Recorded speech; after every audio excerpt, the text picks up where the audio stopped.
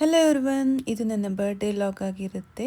ಇದು night celebration ಆಗಿರುತ್ತೆ. 12 o'clock ಅಷ್ಟೊತ್ತಿಗೆ ನನ್ನ ಹಸ್ಬೆಂಡ್ ಈ ಥರ ಒಂದು ಕೇಕ್ ತಂದು ಒಂದು ಚಿಕ್ಕದಾಗಿ ಡೆಕೋರೇಷನ್ ಮಾಡಿದರು.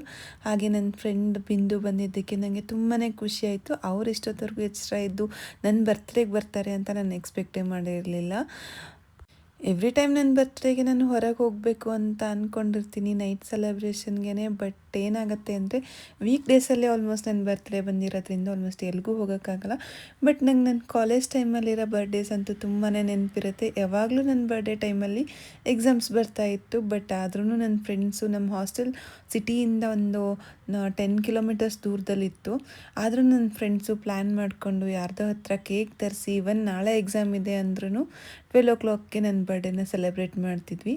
ನನ್ನ ಮಾತ್ರ ಅಲ್ಲ, ನನ್ನ ಫ್ರೆಂಡ್ಸ್ ಎಲ್ಲರೂ ನಾವು ಇದೇ ಥರ ಸೆಲೆಬ್ರೇಟ್ ಮಾಡ್ತಾಯಿದ್ವಿ. ಆಮೇಲೆ ಬೆಳಗ್ಗೆ ಎದ್ದು ಎಕ್ಸಾಮ್ಸ್ ಇಲ್ಲ ಅಂದರೆ ಆಚೆಗೆ ಎಲ್ಗಾರು ಹೋಗ್ತಾಯಿದ್ವಿ.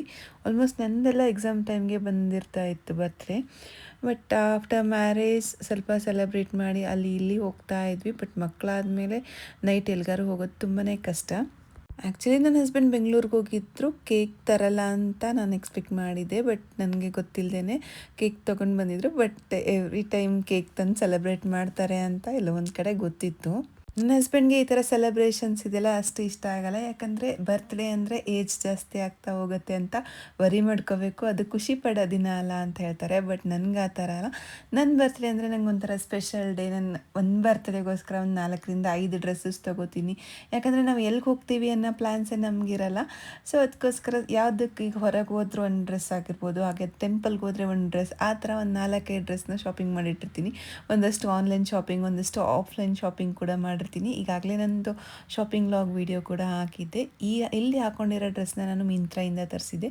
ಇದಂತೂ ತುಂಬಾ ಚೆನ್ನಾಗಿದೆ. ನಂಗೆ ಆಫರಲ್ಲಿ ತುಂಬ ಕಮ್ಮಿಗೂ ಸಿಕ್ತು.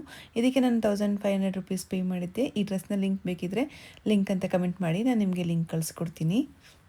ಇನ್ನು ಎಲ್ಲ ವೀಡಿಯೋಸಲ್ಲಿ ನನ್ನ ಫ್ಯಾಮಿಲಿಯೆಲ್ಲ ನೋಡಿರ್ತೀರ. ಇವರು ಬಿಂದು ಅಂತ ನನ್ನ ನೇಬರ್ ಅಷ್ಟೇ ಅಲ್ಲದೆ ನನ್ನ ಬೆಸ್ಟ್ ಫ್ರೆಂಡ್ ಅಂತಲೇ ಹೇಳ್ಬೋದು. ಇವ್ರು ಬಂದಿದ್ದಕ್ಕೆ ನನ್ನ ಬರ್ತ್ಡೇ ಇನ್ನೂ ಸ್ಪೆಷಲ್ ಅಂತ ಅನ್ನಿಸ್ತು. ಇಷ್ಟಿತ್ತು ನೋಡಿ ನನ್ನ ಬರ್ಡೇ ಲಾಗ್. ನಿಮಗೂ ವಿಡಿಯೋ ಇಷ್ಟ ಆಯಿತು ಅನ್ಕೋತೀನಿ. ವಿಡಿಯೋ ಇಷ್ಟ ಆಗಿದ್ದರೆ ವಿಡಿಯೋನ ಲೈಕ್ ಮಾಡಿ, ಹೇಗನ್ನಿಸ್ತು ಅಂತ ಕಮೆಂಟ್ ಮಾಡಿ.